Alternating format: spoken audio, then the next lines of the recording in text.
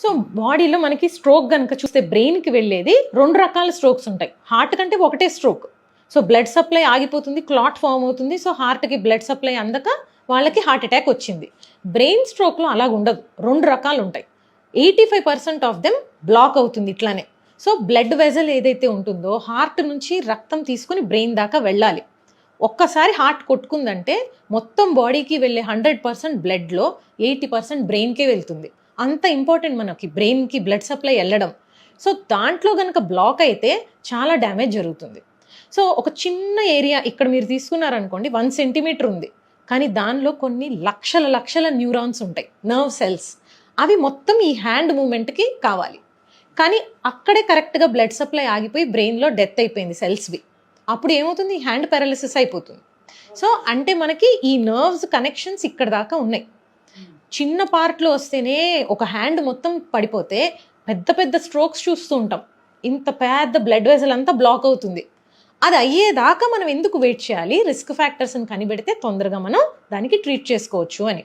So ఈ సిమ్టమ్స్ని ఎలా గుర్తించాలి, మనం ఎలా అర్థం చేసుకోవాలి అంటే, బీ ఫాస్ట్ అని ఒక న్యూమోనిక్ని కనిపెట్టారు.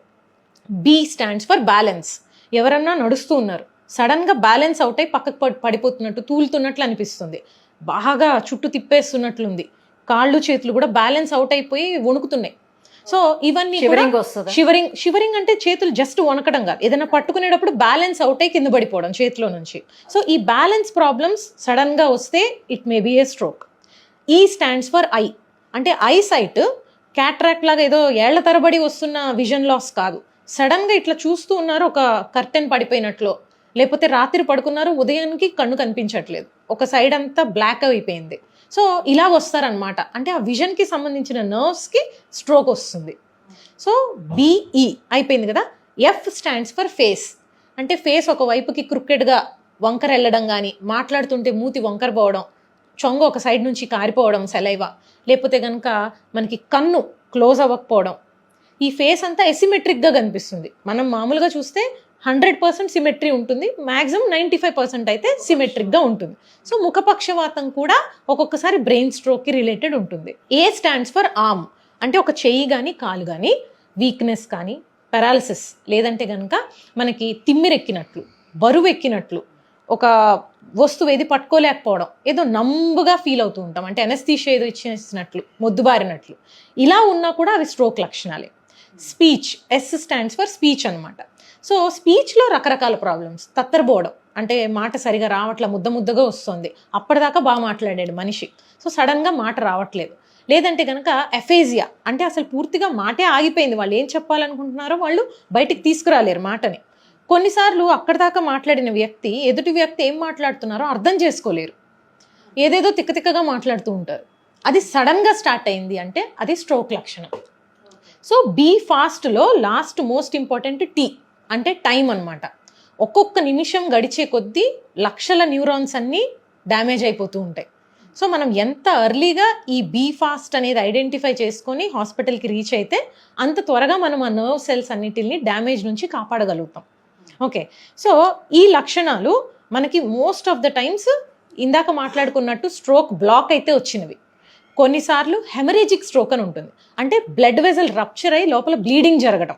అలా జరిగితే ఇవే కాకుండా సివియర్ హెడేక్ రావడం, ఫిట్స్ రావడం, మనిషి కోమాలోకి వెళ్ళిపోవడం, ఈ ప్రాణానికి కూడా ప్రమాదం ఉంటుందన్నమాట.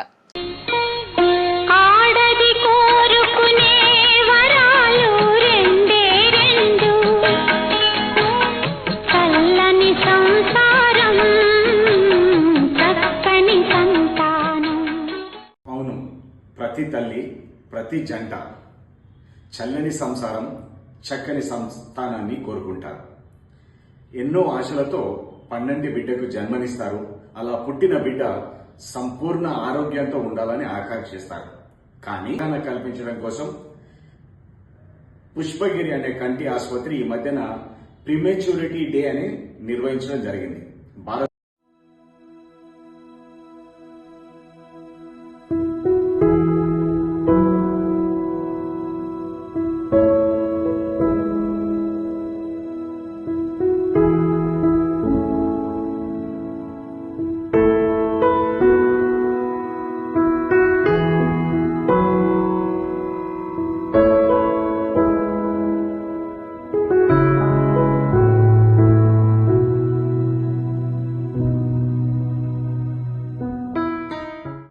భారతదేశంలో ఏటా 36 లక్షల మంది 9 నెలలు నిండకుండా శిశువులు పుడుతున్నారట.